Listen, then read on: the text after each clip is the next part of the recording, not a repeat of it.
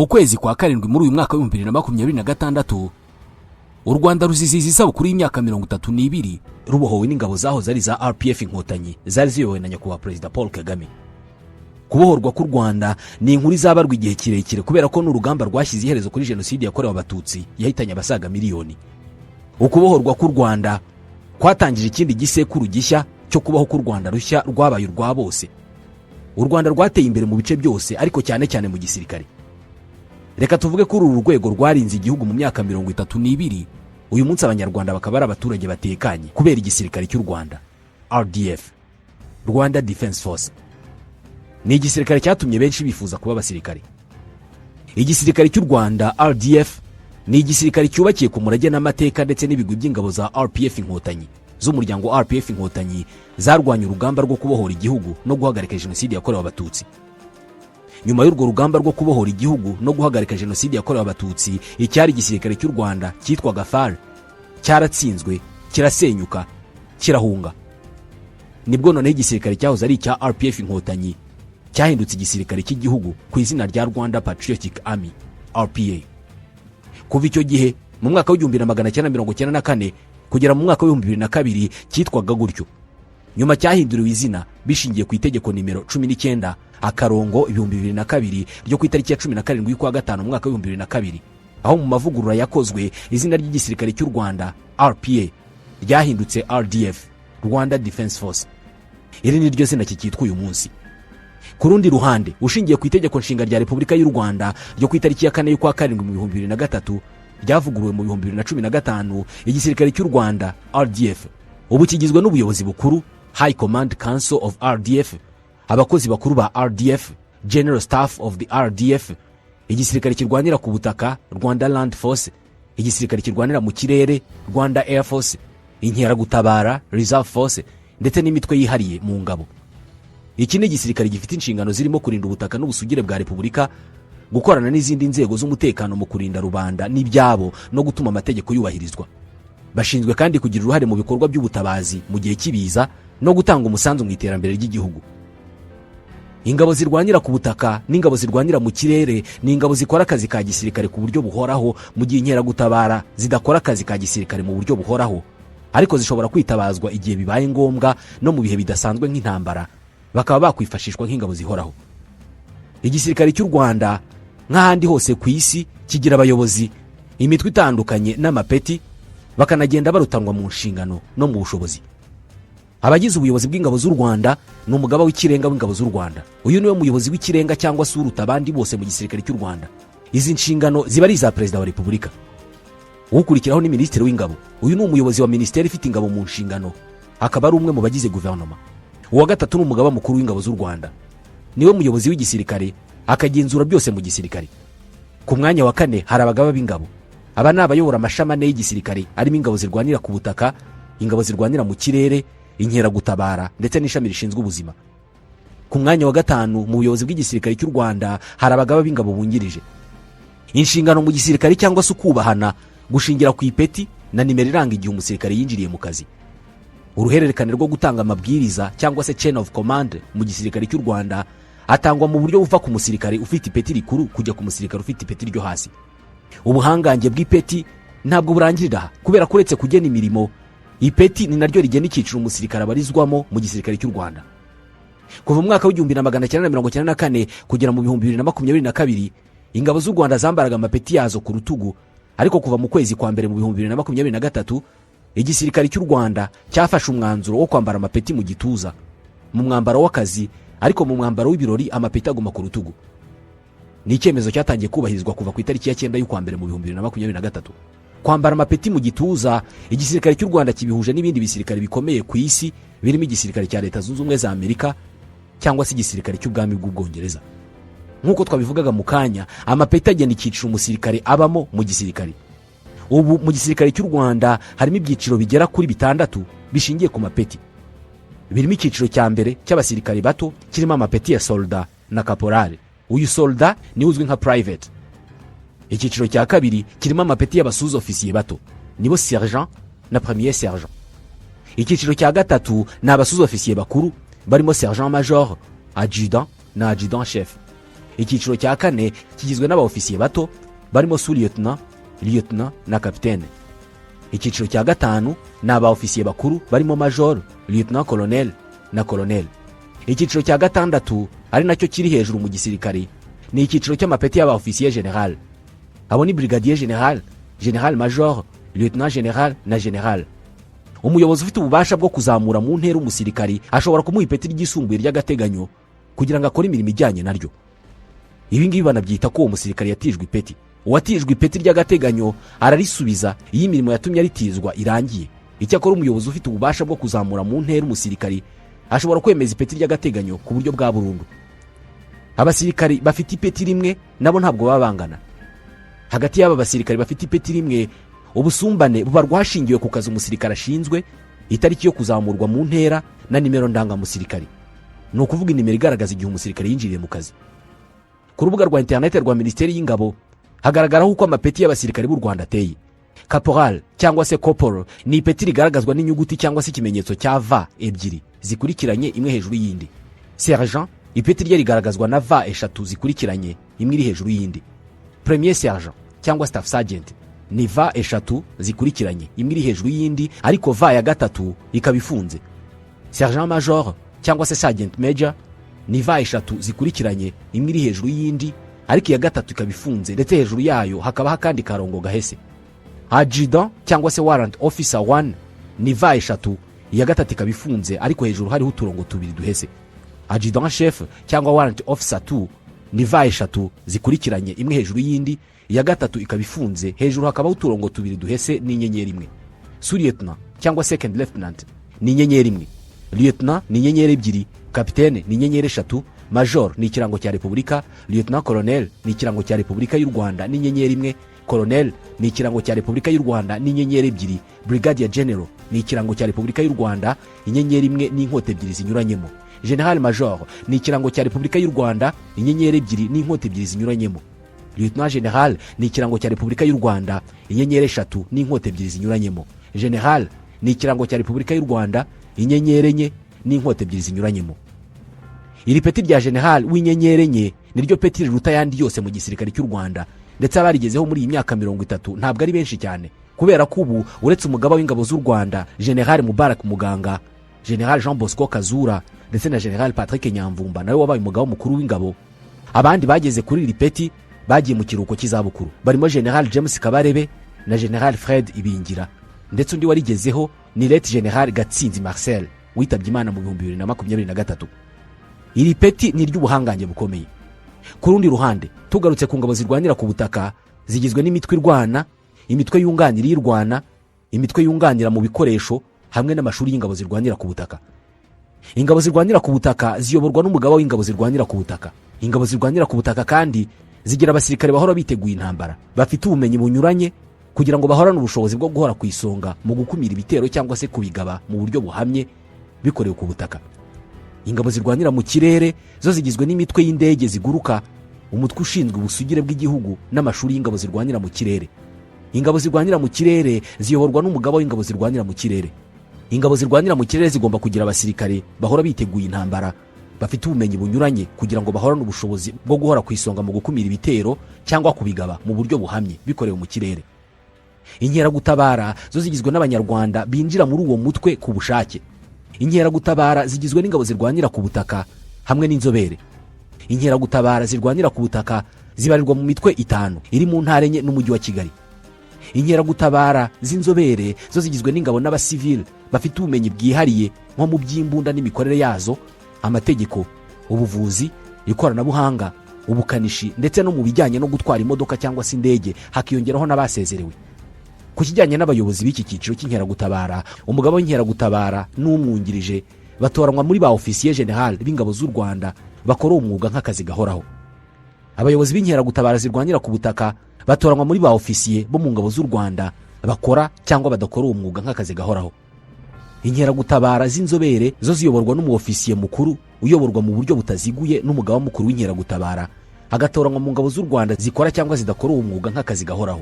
Abagize inkeragutabara batoranwa mu bahoze mu gisirikare bujuje ibirimo kuba afite ubuzima bwiza, kuba atarageza imyaka y'izabukuru, kuba atarigeze hamwe n'icyaha gihanwa n'amategeko kandi akaba ari indakemwa mu mico no mu myifatire. Ni mu gihe abagize inkeragutabara batoranywa kandi mu basivile basanzwe, bo bakaba bagomba kuba ababishaka, kuba afite ubuzima bwiza, kuba atarigeze afungwa igihe cy'amezi 6 cyangwa kirenga, akaba ari indakemwa mu mico no mu myifatire, kandi akaba afite ubumenyi bwihariye. Nanone iyo habayeho ihamagarwa mu kazi mu gihe cy'intambara, mu gihe cy'ibyago bigwirira igihugu, cyangwa se kubera impamvu z'amahugurwa cyangwa mu bindi bihe byose bibaye ngombwa, abagize inkeragutabara bashobora guhamagarirwa kujya mu mitwe ikora akazi ka gisirikare ku buryo buhoraho, cyangwa bagategekwa n'abategetsi babifitiye ububasha gukora undi murimo. Inkeragutabara zishobora guhamagarwa zose hamwe cyangwa zimwe muri zo. Mu gihe cy'ihamagarwa, abagize inkeragutabara bagengwa na statut yihariye y'ingabo z'u Rwanda.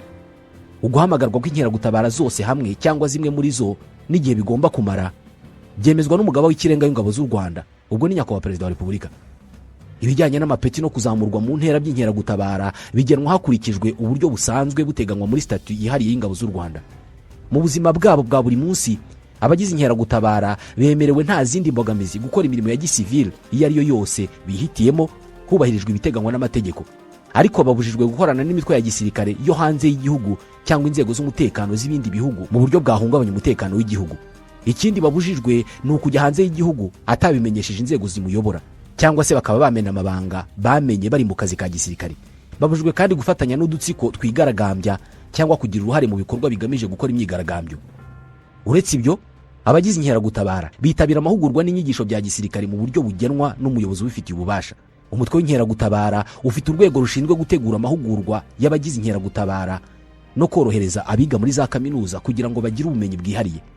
Aboherejwe kwiga muri ubu buryo boroherezwa no gukora amahugurwa ya gisirikare, kandi ntabwo babuzwa amahirwe yo gukomeza kwiga. Inkeragutabara zigomba kugira imitwe n'abantu ku giti cyabo biteguye kunganira ingabo z'igihugu zikora uwo mwuga nk'akazi gahoraho mu gihe habaye ihamagarwa ry'abantu bake cyangwa ihamagarwa rusange. Uretse mu gihe bahamagariwe kwinjira mu mitwe ikora akazi ka gisirikare mu buryo buhoraho cyangwa kujya gukorera ahandi bategetswe n'ababayobora, abagize inkeragutabara ntabwo bagenerwa na leta umushahara wa buri kwezi. Mu gihe bahamagawe bagenerwa umushahara n'izindi nyongera zijyanye nawo hashingiwe ku masezerano y'umurimo. Abagize inkeragutabara bafite uburenganzira bwo kutirukanwa ku kazi basanzwe bakora mu gihe baba batinze mu kazi ka gisirikare bahamagariwe. Byumvikana ko igihe yavira mu butumwa cyose yagaruka agasubira mu mwanya we mu kazi yahoze akora. Ingabo z'u Rwanda zifite inshingano zo gushyiraho, gutunganya ndetse no gushyigikira ibikorwa bigamije guteza imbere muri rusange imibereho myiza y'abagize inkeragutabara. Uburyo ibiteganijwe bishyirwa mu bikorwa ndetse n'ubundi burenganzira cyangwa se ibindi byagenerwa abagize inkeragutabara bigenwa n'iteka rya Minisitiri ufite ingabo z'igihugu mu nshingano. Iyo ugize inkeragutabara ahamagajwe mu kazi ka gisirikare yihutira kukajyamo, maze umukoresha we akamworohereza kujya muri ako kazi kandi agakora ku buryo adatakaza uburenganzira bwe mu gihe yari mu kazi ka gisirikare. Niba kwinjira mu nkeragutabara hari ibyo usabwa no kugira ngo usohokemo burundu, byanga bikunda hari ibyo ugomba kuzuza. Ugomba kuba ugeze mu zabukuru cyangwa se ukaba warasezerewe biturutse ku buzima buke. Nanone ushobora gusezererwa nta mpaka cyangwa se ukegura byemewe ubyisabiye. Ikindi gishoboka ni igihe haba hiseswa nta mpaka ry'amasezerano cyangwa se ukayasesa ubyisabiye. Ikindi gihe wavamo burundu ni igihe amasezerano yabarangiye. Ikindi ni ukuba wakatirwa igihano kingana cyangwa se kirengeje amezi 6. Ikindi gishoboka ni igihe waba upfuye. Nanone mu buryo bwihariye reka tugaruke ku nshingano z'abayobozi b'ingabo. Mu buryo bwumvikana, umugaba w'ingabo zirwanira ku butaka ayobora ingabo zirwanira ku butaka kandi akagira inama umugaba mukuru w'ingabo mu birebana n'ingabo zirwanira ku butaka, akabazwa n'umugaba mukuru w'ingabo ibirebana n'imiyoborere y'ingabo zirwanira ku butaka. Umugaba w'ingabo zirwanira mu kirere ayobora ingabo zirwanira mu kirere kandi akagira inama umugaba mukuru w'ingabo mu birebana n'ingabo zirwanira mu kirere. Nawe abazwa n'umugaba mukuru w'ingabo ibirebana n'imiyoborere y'ingabo zirwanira mu kirere. Umugaba w'inkeragutabara ayobora inkeragutabara kandi akagira inama umugaba mukuru w'ingabo mu birebana n'inkeragutabara, akabazwa n'umugaba mukuru w'ingabo ibirebana n'imiyoborere y'inkeragutabara. Abagaba b'ingabo bungirije bunganira kandi bakagira inama abagaba b'ingabo. Uretse ibyo, hari izindi nzego za gisirikare ziyoborwa bitaziguye n'abayobozi bakuru b'ingabo cyangwa se minisitiri w'ingabo. Barimo inkiko za gisirikare, ubushinjacyaha bwa gisirikare na kaminuza ya gisirikare. Nanone kandi hari imitwe, ibiro n'ibigo by'ingabo z'u Rwanda bigengwa ku buryo butaziguye n'umugaba mukuru w'ingabo. Aba ni abayobozi bakuru mu buyobozi bukuru bw'ingabo z'u Rwanda, ubuyobozi rusange bw'imitwe yunganira, ubuyobozi bw'inzego z'ubuvuzi, ubuyobozi bw'iby'itumanaho n'ikoranabuhanga, umutwe wo ku cyiciro gikuru, umutwe ushinzwe kurinda inzego nkuru za leta, garde corps na garde présidentielle cyangwa se abajepe, umutwe w'ingabo wihariye special force, umutwe ushinzwe imyitwarire myiza mu gisirikare military police, ibiro bikuru by'ubushakashatsi n'iterambere, ibiro bikuru by'igenzura, ibiro bikuru by'ubutwererane mu bya gisirikare hamwe n'ibikorwa byo kubungabunga amahoro, ibiro bikuru bijyanye n'amateka y'ingabo, ibiro bikuru by'amategeko ndetse n'amashuri rusange ya gisirikare. Nanone mu buyobozi bw'ingabo hari abajyanama bakuru mu buyobozi bukuru bw'ingabo z'u Rwanda bafasha abayobozi bakuru b'ingabo kuyobora ingabo mu buryo bukwiye. Abo bajyanama bakuru mu buyobozi bukuru bw'ingabo barimo umujyanama mu biro bikuru bya mbere J1 kugera ku biro bikuru bya gatanu J5. Abajyanama bakuru mu buyobozi bukuru bw'ingabo z'u Rwanda bafasha umugaba mukuru w'ingabo, abagaba b'ingabo n'abungirije kugera ku nshingano zabo mu mirimo yabo y'ubuyobozi, imikurikiranire n'ibikorwa by'ingabo z'u Rwanda. Nk'umujyanama mukuru mu biro bikuru bya mbere J1 yunganira umugaba mukuru w'ingabo, abagaba b'ingabo n'abungirije mu bijyanye n'abakozi, ubutegetsi n'imari. Uwo mu biro bikuru bya kabiri J2 akabunganira mu bijyanye n'iperereza rya gisirikare n'umutekano. Ni mu gihe uwo mu biro bikuru bya gatatu J3 yunganira umugaba mukuru w'ingabo, abagaba b'ingabo n'abungirije mu bijyanye n'ibikorwa bya gisirikare, igenamigambi n'inyigisho. Noneho uwo mu biro bikuru bya kane J4 akabunganira mu bijyanye n'ibikoresho, hanyuma umujyanama mu biro bikuru bya gatanu J5 we abunganira mu bijyanye n'imikoranire y'igisirikare n'inzego za gisivile, uburere mboneragihugu, umuco na siporo. Iyi ni imwe mu miterere y'igisirikare cy'u Rwanda. Gusa ku rundi ruhande mu mateka yacyo, nibura mu myaka 30 ishize, RDF ni kimwe mu bisirikare byubashywe ku isi kubera ibigwi n'amateka bakikije. Kuva mu mwaka w'1994 igisirikare cy'u Rwanda cyakoze byinshi, uhereye ku kuba cyarahaye abanyarwanda urugero rw'uko bishoboka kongera kubana. Abahoze mu gisirikare cya RPA inkotanyi bahujwe n'abahoze mu gisirikare cya FARE, ariko batashinjwaga uruhare muri jenoside yakorewe abatutsi. Ni mu gikorwa cyiswe kuvanga ingabo. Ibi byabaye ikimenyetso ntagereranywa ko noneho kera kabaye bishoboka ko abanyarwanda bari baracitsemo ibice bashoboraga kongera kwiyunga, bakaba umwe, bagaharanira kubaka u Rwanda bari hamwe. Guhuza abasirikare bahoze bahanganye mu gihe gito cyane, noneho bakaba igisirikare kimwe kirwanira igihugu, byari igitangaza. Ntabwo ari buri wese wabyiyumvishaga. Ndetse iki gisirikare kiri hamwe cyarwanya intambara nyinshi zigamije guha umutekano abanyarwanda, gikora ibikorwa by'igitangaza kandi by'ubutwari byasigaye mu mateka. Birimo intambara zo gucyura abanyarwanda bari barafashwe bugwate n'abakoze jenoside no guhashya imitwe yashakaga gukomeza umugambi wa jenoside mu Rwanda. Ni mu ntambara ya mbere ya Kongo kuva mu 1996 kugera mu 1997, ndetse n'iya kabiri yo kuva mu 1998 kugera mu 2003.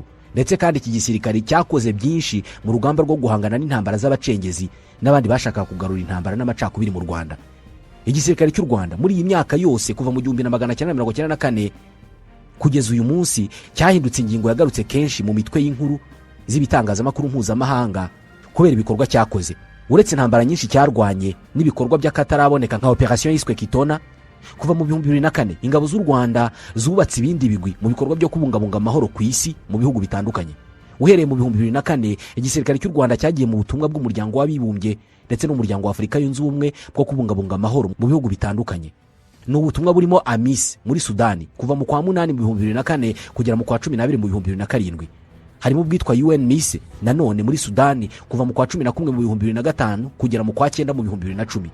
Hari UNAMID mu gace ka Darfur muri Sudani kuva mu kwa 1 mu 2008 kugera uyu munsi.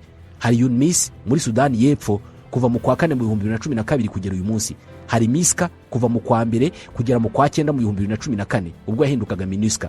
Ndetse n'uyu munsi ingabo z'u Rwanda ziracyari muri ubu butumwa. Ingabo z'u Rwanda mu masezerano yihariye mu by'umutekano n'ibindi bihugu cyane cyane ibya Afurika zagaruye amahoro, zitabara abaturage b'ibyo bihugu. Zimwe mu ngero z'aya masezerano zitazibagirana ni nkaho kuva mu kwezi kwa 7 mu 2021 igisirikare cy'u Rwanda kiri muri Mozambique mu ntara ya Cabo Delgado, aho cyagiye mu bikorwa byo guhangana n'imitwe y'iterabwoba ya Kiislamu yari yarayogoje intara. Kujya kw'igisirikare cy'u Rwanda muri Cabo Delgado byabaye inkuru, ariko iby'izi ngabo zakoze yo mu gihe gito cyane byo ni ibindi. Zagaruye amahoro n'ubuzima muri Cabo Delgado. Uretse Cabo Delgado, mu mpera z'umwaka wa 2020 igisirikare cy'u Rwanda cyohereje abasirikare b'abakomando muri Central Africa gufasha iki gihugu guhangana n'imitwe y'inyeshyamba yashaka guhungabanya amatora yararimo aba muri icyo gihugu. Ushobora kuba warabyumvise cyangwa warabisomye ko igisirikare cy'u Rwanda muri icyo gihugu cyakubise inshuro imitwe y'inyeshyamba zigasubira inyuma zigakwira imishwaro. Amatora muri Central Africa akaba mu mutekano. Iyo President Faustin Archange Touadera agaruka kuri iyi service ihambaye u Rwanda rwamuhaye, ntajya abona amagambo ashimiramo perezida wa repubulika, umugaba w'ikirenga w'ingabo z'u Rwanda. Ibi byose rero ni ibigwi by'ingabo z'u Rwanda mu bijyanye no kubungabunga amahoro no kugarura umutekano mu bihugu bitandukanye ku isi. Igisirikare cy'u Rwanda kandi cyatanze umutekano ukomeye ku banyarwanda imbere mu gihugu, ku buryo mu bibazo bihangayikishije abanyarwanda icy'umutekano kitarimo. Kuva mu 1994 igisirikare cy'u Rwanda cyagize abayobozi bakuru batandukanye barimo umugaba w'ikirenga w'ingabo z'u Rwanda, ba minisitiri b'ingabo ndetse n'abagaba bakuru b'ingabo. Reka tuvuge ku mugaba w'ikirenga w'ingabo z'u Rwanda. Kuva ku itariki ya 19 y'ukwa karindwi mu 1994 kugeza uyu munsi ni perezida wa repubulika Paul Kagame. Ba minisitiri b'ingabo bayoboye ingabo z'u Rwanda hari Major General Paul Kagame kuva mu 1994 kugera mu 2000, Brigadier General Emmanuel Habyarimana kuva mu 2000 kugera mu Gushyingo mu 2002, General Marcel Gatsinzi kuva mu Gushyingo mu 2002 kugera muri Mata mu 2010, General James Kabarebe kuva muri Mata mu 2010 kugera mu Kwakira mu 2018, Major General Albert Murasira kuva mu Kwakira mu 2018 kugera muri Kamena mu 2023, ndetse na Juvenal Marizamunda kuva muri Kamena mu 2023 kugera uyu munsi. Abagaba b'ingabo nabo ni Major General Sam Kaka kuva mu 1994 kugera mu 1998, Lieutenant General Faustin Kayumba Nyamwasa kuva mu 1998 kugera mu 2002, General James Kabarebe kuva mu 2002 kugera mu 2010, Lieutenant General Charles Kayonga kuva muri Mata mu 2010 kugera muri Kamena mu 2013, General Patrick Nyamvumba kuva ku itariki ya 22 Kamena mu 2013 kugera ku ya 4 Gushyingo mu 2019. Hari General Jean Bosco Kazura kuva ku ya 4 Gushyingo mu 2019 kugera ku ya 6 y'ukwa gatandatu mu 2023, ndetse na General Mubarak Muganga kuva ku ya 6 y'ukwa gatandatu mu 2023 kugera uyu munsi. Nk'uko General Retired James Kabarebe yabigarutseho ubwo yavugaga mu izina rya bagenzi be mu muhango wo kubasezeraho mu gisirikare bajya mu kiruhuko cy'izabukuru byabaye ku itariki ya 1 y'ukwa 9 mu 2023, igisirikare cy'u Rwanda Perezida Paul Kagame yacyubatse mu buryo budasanzwe. Iyi ni ingingo itagibwaho impaka igaragara kuva mu myaka 30 ishize. Mu buryo bwihariye igisirikare cyose cyahawe ibikoresho n'imyitozo idasanzwe kigira ikinyabupfura kiri ku rwego rwo hejuru, cyatojwe gihinduka igisirikare cy'umwuga. Gifite intwaro zikomeye zirimo imbunda z'ubwoko bwose zirimo izigezweho, ubwato, indege z'intambara. Gifite kandi abakomando ba Special Force bakora operation zitandukanye. Gifite amashuri akomeye atoza abasirikare nka Gabiro, Gako na Nasho. Igisirikare cy'u Rwanda kirubatse, uretse abanyarwanda bakizi no mu bindi bihugu bya Afrika n'ahandi hose ku isi kirazwi cyane. Uretse ibikorwa nko kurwanya ibyihebe no kugarura amahoro n'umutekano muri Cabo Delgado ndetse no muri Central Africa, iyi ni imwe mu ngingo nyinshi zituma abanyarwanda batari bake n'abanyamahanga batari bake badasiba gushimira ingabo z'u Rwanda.